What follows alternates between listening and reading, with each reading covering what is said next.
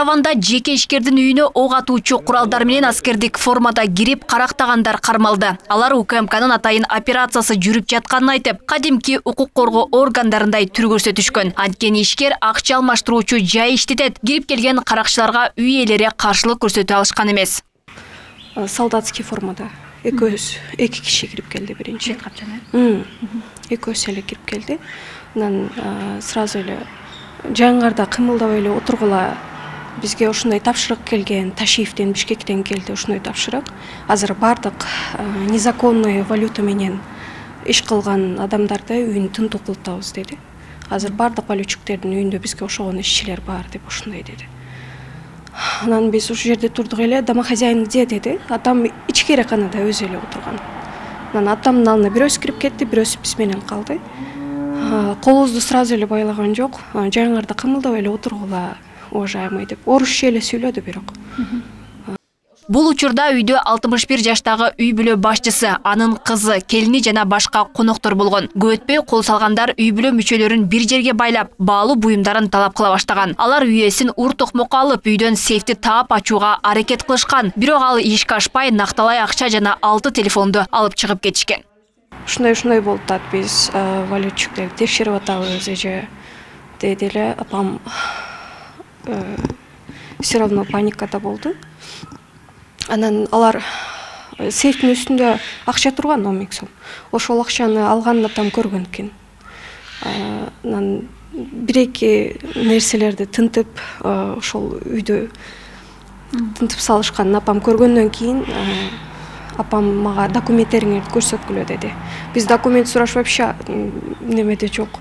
Текшерүү документин бериле деди. Апам документтериңерди биринчи көрсөткүлө, кимсиңер өзү деди эле. Документтерди алар көрсөткөн жок. Апама дагы түртүштүбү, апамды билбейбиз, биз көргөн жокпуз. Добуштар эле угулду. Жанында оружиялар бар экен аларда. Апама дагы, наверное, оружиясын көрсөттү, жөн эле отуруң деп.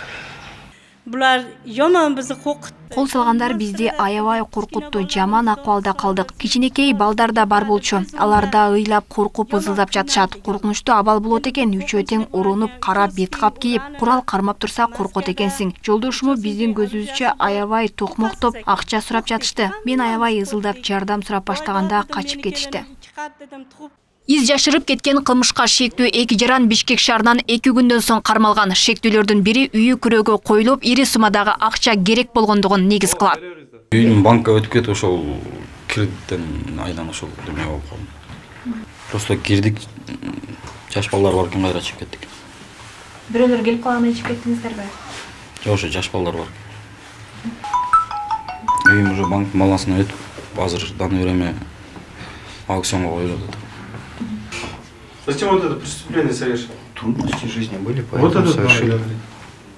Кылмышка шектелип кармалгандардын бири Казакстандын жараны, мурда оор беренелер менен соттолгону аныкталган. Алар ишкерди узак убакыт күзөтүп уюштурушканы белгилүү болду. Ал эми бул кылмышка шектүү 3-чү жаран чет өлкөгө качууга үлгүргөн.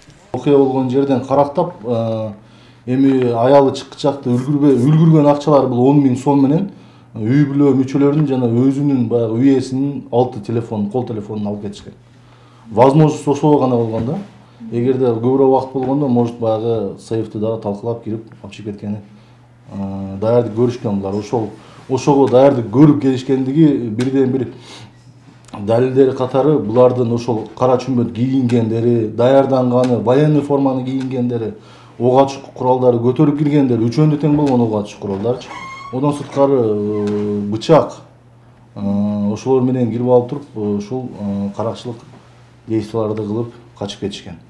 Учурда тоноочулукка тиешеси бар башка адамдарды кармоо боюнча чаралар көрүлүп, тергөө иши жүргүзүлүүдө. Эске салсак, Ош облусунун аймагында жыл баштан бери тоноо боюнча 69 кылмыш ишинин бети ачылган.